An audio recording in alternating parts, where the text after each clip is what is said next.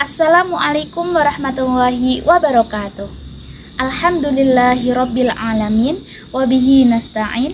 Wa ala umuri dunya waddin. Wassalatu wassalamu ala ashrafil anbiya'i wal mursalin.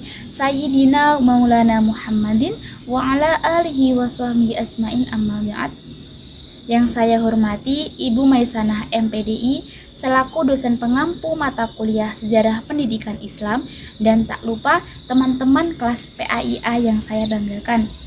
Sebelumnya perkenalkan, nama saya Amiratul Masrufah dengan NIM 201011024 akan mempresentasikan hasil makalah kelompok 4 yang berjudul Sejarah Pendidikan Islam Sebelum Kemerdekaan.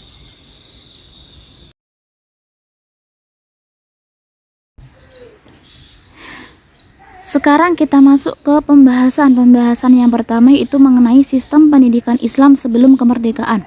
1. Sistem pendidikan Islam yang berlandaskan ajaran keagamaan, yaitu kerajaan Islam. Pada dasarnya, sistem pendidikan Islam di Indonesia pada awal penyebarannya dan perkembangan di Indonesia sejalan dengan diawalinya sistem pembentukan masyarakat Muslim, tentunya dengan proses yang panjang. Pendidikan Islam di Indonesia telah berlangsung sejak masuknya Islam ke Indonesia. Pada tahap awal, pendidikan Islam dimulai dari kontak pribadi maupun kolektif antara mubalik dengan peserta didiknya. Setelah komunitas Muslim terbentuk di suatu daerah, maka mulailah mereka membangun masjid yang difungsikan sebagai tempat ibadah dan pendidikan, majelis taklim, surau, meunasah, rangkang, dan daya. Di masa awal penyebaran Islam, setelah pendidikan pada masa itu masih bersifat informal, yang mana di masa itu dikelola oleh seorang petugas yang disebut amil, moden atau lebay, yang memiliki tugas ganda, yaitu di samping memberikan doa pada waktu upacara keluarga atau desa, juga berfungsi sebagai guru. Sistem pendidikan yang terdapat dalam pola pengajian Al-Quran serta pengkajian kitab pada ini dapat dibedakan atas dua tingkatan. Tingkatan yang pertama yaitu tingkatan rendah, atau tindakan pemula yang dimulai dengan sampai bisa membacanya, yang diadakan pada tiap-tiap kampung. Yang kedua, tingkatan atas. Pelajarannya selain tersebut di atas, yaitu membaca sampai bisa, juga ditambah dengan pelajaran lagu, qosidah dan berjanji, tajwid serta mengaji kitab perukunan. Sedangkan di masa Kerajaan Samudra Pasai, sistem pendidikan Islam telah berkembang dengan diadakannya sistem kelembagaan untuk para pelajar atau sekolah. Selanjutnya, Pasai pada abad ke-14 Masehi sudah merupakan pusat studi Islam di Asia Tenggara dan banyak berkumpul ulama-ulama dari negara-negara Islam. Sistem diskusi dengan para alim ulama setiap hari Jumat dengan menggunakan sistem khalaqah. Di masa selanjutnya ada Kerajaan Aceh. Kerajaan Aceh telah membuka sistem pendidikan Islam yang luar biasa dengan menciptakan sistem pendidikan meunasah atau madrasah yang berbagai multifungsi. Selain itu juga Kerajaan Aceh dalam bidang pendidikan telah menjalin kerjasama dengan negara Turki guna mencari para ulama dan pujangga dalam mengajarkan ilmu teologi di Kerajaan Aceh. Selanjutnya, sistem pelaksanaan pendidikan dan pengajaran agama Islam di Demak mempunyai kemiripan dengan pelaksanaannya di Aceh, yaitu dengan mendirikan masjid di tempat-tempat sentral di suatu daerah. Di sana diajarkan pendidikan agama di bawah pimpinan seorang badal untuk menjadi guru, yang menjadi pusat pendidikan dan pengajaran serta sumber agama Islam. Selanjutnya yaitu Kerajaan Mataram. Di Kerajaan Mataram sendiri, sistem pendidikan yang dilaksanakan pada saat itu masih bersifat informal, disebabkan karena tempat proses belajar mengajar masih diadakan di desa-desa. Kemudian belum ada kebijakan khusus dari Kesultanan tentang hukum dan undang-undang pendidikan, serta pengajaran yang diberikan hanya sekitar kajian Al-Quran serta ilmu dasar agama Islam dengan sistem belajar menghafal. Pembahasan yang kedua yaitu sistem pendidikan Islam di masa kolonialisme Belanda dan Jepang. Pertama, masa penjajahan Belanda. Sebelum Belanda datang ke Indonesia, agama Islam sudah masuk di Indonesia melalui jalur perdagangan. Pedagang Muslim dari Arab, Persia, dan India sampai ke Kepulauan Indonesia sejak abad ke-7. Para pedagang dalam menjalankan misi dakwahnya melalui pengajaran aktualisasi ajaran Islam, sikap yang simpati diperlihatkan kepada masyarakat termasuk kelompok bangsawan. Sementara berjalan proses pertumbuhan pendidikan Islam, pemerintah Belanda mulai datang menjajah Indonesia pada tahun 1619, yaitu ketika Jan Pieter Coen menduduki Jakarta. Kemudian Belanda satu demi satu memperluas jajahannya ke berbagai daerah dan diakui bahwa Belanda datang ke Indonesia bermotif ekonomi, politik, dan agama. Belanda datang ke Indonesia menghadapi kenyataan bahwa sebagian besar penduduk yang dijajahnya di Kepulauan Nusantara ini adalah beragama Islam. Belanda sangat khawatir akan timbulnya pemberontakan orang-orang Islam fanatik. Islam sangat ditakuti karena kurangnya pengetahuan mereka yang tepat mengenai Islam, sehingga mula-mula Belanda tidak berani mencampuri agama ini secara langsung. Kedua, kebijakan Belanda terhadap pendidikan Islam. Kelestarian penjajahan betapapun merupakan impian politik pemerintah penjajahan Belanda. Sejalan dengan pola ini, maka kebijakan di bidang pendidikan menempatkan Islam sebagai saingan yang harus dihadapi. Pendidikan Barat diformulasikan sebagai faktor yang akan menghancurkan kekuatan Islam di Indonesia. Pada akhir abad ke-19, Senok Hurgron telah begitu optimis bahwa Islam tidak akan sanggup bersaing dengan pendidikan Barat. Agama ini dinilai beku dan penghalang kemajuan, sehingga harus diimbangi dengan meningkatkan taraf kemajuan pribumi. Setelah itu, pemerintah penjajahan Belanda mulai agak mengurangi penekanan, pengawasan atau pembatasan terhadap aktivitas dan pengamalan keagamaan umat Islam.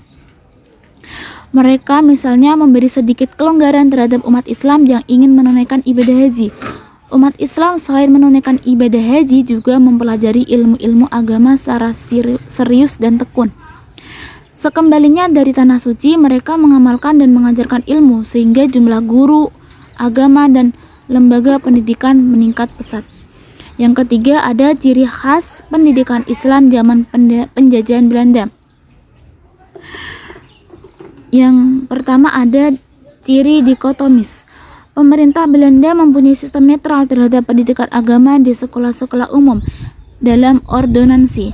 Pengajaran umum adalah netral, artinya bahwa pengajaran itu diberikan dengan menghormati keyakinan agama masing-masing. Pemerintah Belanda mempunyai sikap netral terhadap pendidikan agama di sekolah-sekolah umum dalam ordonansi, sedangkan di lembaga pendidikan Islam, dalam hal ini di pesantren, pendidikan yang diberikan adalah pendidikan keagamaan yang bersumber dari kitab-kitab klasik. Dengan demikian, suasana pendidikan dikotomis itu amat nyata di zaman penjajahan Belanda. Ciri yang kedua yaitu diskriminatif. Pemerintah Belanda memberikan perlakuan diskriminatif terhadap pendidikan Islam di Indonesia. Di antara pelaksanaan diskriminatif adalah pemerintah Belanda membentuk suatu badan khusus untuk mengawasi kehidupan beragama dan pendidikan Islam. Dualistik diskriminatif yaitu membedakan bahasa pengantar pendidikan untuk orang-orang Belanda atau berbahasa Belanda dengan pendidikan orang-orang bumi putra atau berbahasa Melayu. Pembahasan yang keempat yaitu masa penjajahan Jepang. Pendidikan Islam di zaman penjajahan Jepang terkait erat dengan saling membutuhkan antara Jepang dan umat Islam di Indonesia. Jepang membutuhkan umat Islam di Indonesia terkait dengan Perang Asia Timur Raya, agar pihak Jepang mendapat bantuan dari umat Islam Indonesia, sedangkan dari umat Islam mengharapkan agar diperoleh kemerdekaan Indonesia. Kebijakan Jepang secara umum tersebut tentu pula berpengaruh pada kebijakan dalam hal pendidikan Islam di Indonesia. Pengaturan pendidikan agama juga diperlakukan pada masa pendudukan penjajah Jepang. Meskipun pada esensinya pengaturan itu juga dilakukan untuk mengawasi lembaga-lembaga pendidikan Islam yang ada di masyarakat, namun Jepang tampak sedikit lebih lunak dibanding pemerintah penjajahan Belanda.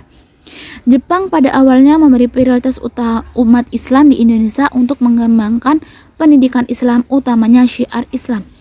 Hal itu merupakan siasat yang dijalankan Jepang untuk kepentingan Perang Dunia II. Terbukti setelah Jepang mendapat tekanan dari sekutu, justru Jepang memperlihatkan dirinya sebagai penjajahan yang lebih kejam daripada Belanda. Rakyat dipaksa untuk bergabung dengan Badan Pertahanan Jepang sehingga pendidikan rakyat terbengkalai.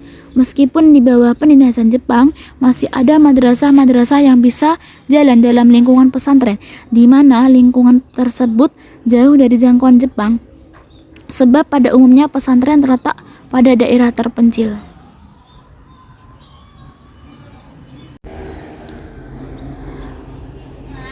Masuk ke pembahasan yang ketiga, yaitu mengenai lembaga pendidikan Islam sebelum kemerdekaan. Di sini dijelaskan ada 4 lembaga pendidikan. Yang pertama yaitu surau. Istilah surau di Minangkabau sudah dikenal sebelum datangnya Islam.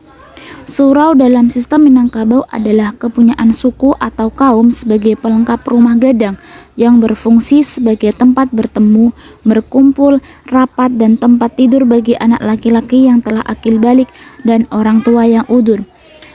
Lembaga yang kedua yaitu Meunasah. Meunasah merupakan pendidikan Islam terendah. Meunasah berasal dari kata Arab madrasah. Meunasah merupakan suatu bangunan yang terdapat di setiap kampung atau desa. Bangunan ini digunakan sebagai tempat belajar dan berdiskusi serta membicarakan masalah-masalah yang berhubungan dengan kemasyarakatan. Lembaga yang ketiga itu madrasah. Dalam sejarah pendidikan Islam, makna dari madrasah tersebut memegang peran penting sebagai institusi belajar umat Islam selama pertumbuhan dan perkembangannya. Madrasah sebagai lembaga pendidikan yang berciri khas Islam banyak menarik perhatian berkenaan dengan cita-cita pendidikan nasional. Dan yang terakhir atau yang keempat yaitu lembaga pesantren. Kehadiran pesantren tidak dapat dipisahkan dari tuntutan umat, karena pesantren sebagai lembaga pendidikan selalu menjaga hubungan yang harmonis dengan masyarakat di sekitarnya hingga keberadaannya di tengah masyarakat tidaklah berasa asing. Dalam waktu yang sama, segala aktivitasnya pun mendapat dukungan dan apresiasi penuh dari masyarakat sekitar. Pembahasan yang keempat yaitu mengenai kurikulum dan materi pendidikan Islam di masa sebelum kemerdekaan. Kurikulum serta materi pendidikan Islam di saat masuknya Islam ke Indonesia hingga sebelum kemerdekaan sangat dipengaruhi oleh situasi sosial dan politik saat itu, hingga mengakibatkan sistem kurikulum dan materi pendidikan pun bervariasi sesuai dengan konteks zamannya. Berikut ini adalah bagian mengenai sistem kurikulum dan materi pendidikan yang berkembang dari zaman kerajaan hingga kolonialisme Jepang. Sekian presentasi dari saya, mohon maaf apabila ada salah-salah kata. Wallahul muwaffiq ila aqwamit thoriq. Assalamualaikum warahmatullahi wabarakatuh.